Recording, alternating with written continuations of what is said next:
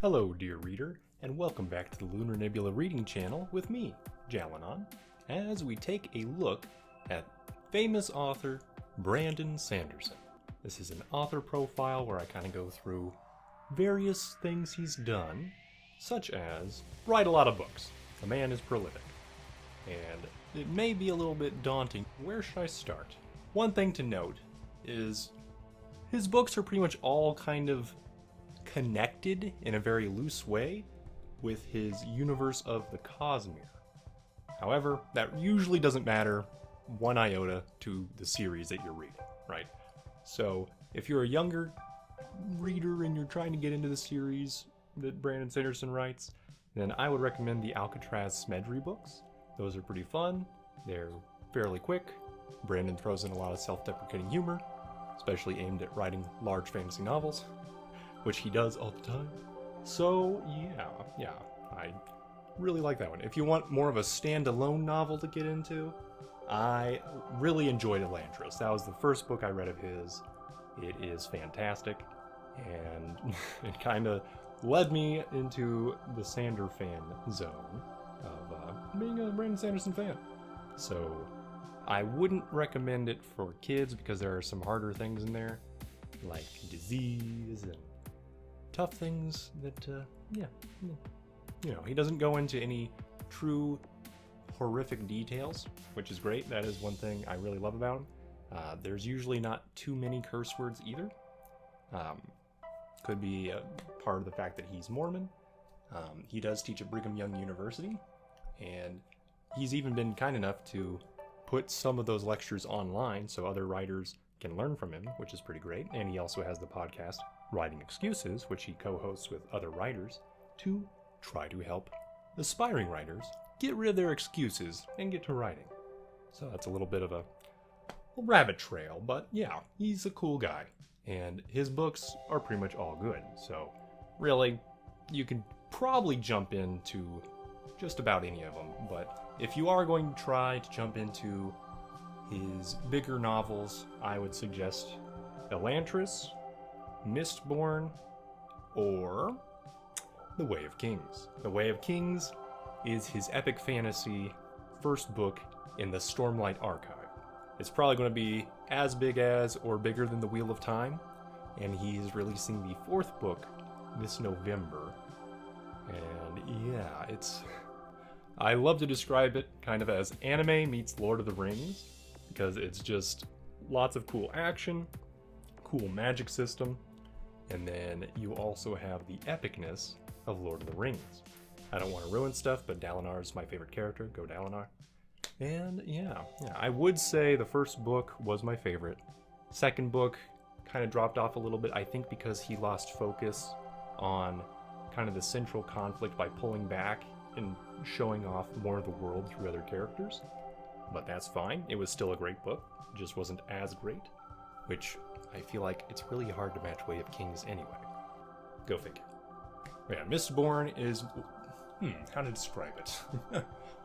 More anime? More like anime, where basically allomancers can use metals and ingest them, and in the right mixture, they can use special powers based on the metal that they can ingest and use. So it's pretty cool. Really like it. The first series is basically kind of like... The first one's a heist novel, and then things escalate from there. It's, once again, an epic fantasy. I would highly recommend it. I still haven't finished the second Mistborn series about Wax and Wayne, but I did read that one's first book, and it was very good as well. And Wayne is hilarious. So, enough said there.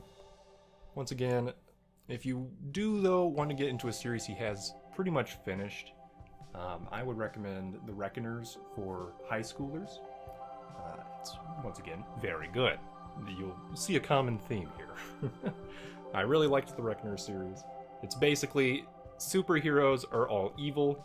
What do the normal people do to fight back? If that doesn't get your blood pumping, I don't know what will. Oh yeah, the first one is Steelheart. Second one is Firefight. And the third one is Calamity. And they do have some great audiobooks as well. And on Kindle, that was my real first experience seeing how well the audiobook could meld with the book itself in the Kindle app. So I really enjoyed that. Other than that, he has worked on a couple comics and things. He does have some other novellas. If you're going to read one of his novellas, I would recommend Legion, just because it's fascinating. The main character basically has kind of other personalities that he can sort of consult their expertise in things he kind of just scans. So if he scans, say, a Hebrew dictionary, then he'll find a personality that can translate Hebrew and act as an interpreter for him. So it's very interesting. I read the first novella, Legion, the second one, and then I gotta find the third one somehow, probably from a library, but we'll see. White Sand is the comic graphic novel he was working on. I really enjoyed the first one. I haven't had a chance to take a look at the further books yet. There are apparently 3 of them out now. But yeah, when I first read it, I was surprised that some of the reviews weren't as nice, I guess you could say. But it looks like that has changed over time. Maybe there just weren't enough people who were aware of it. I don't know. Other than that, what else? Well, in the comments below, let me know if there are any other questions you have. But yeah, Brandon Sanderson's done a lot for writing and writers as well. And one of the things he's come up with is Sanderson's Laws of Magic. You can see a very good video by Hello Future Me, which describes that in a lot of detail. I think he even has a series of videos on Sanderson's Laws of Magic. So yeah, I would recommend those. If you want to see an interview with Brandon Sanderson, Shad Brooks on Shad Diversity has a pretty fun interview with him. And then, let's see, anything else to mention about the Brandon? Well, he has his own website, so that's a great way to figure out when his next things are coming out, how far is he on the draft of things. He actually has little progress bars on his website, which is pretty fun. And overall, I would say,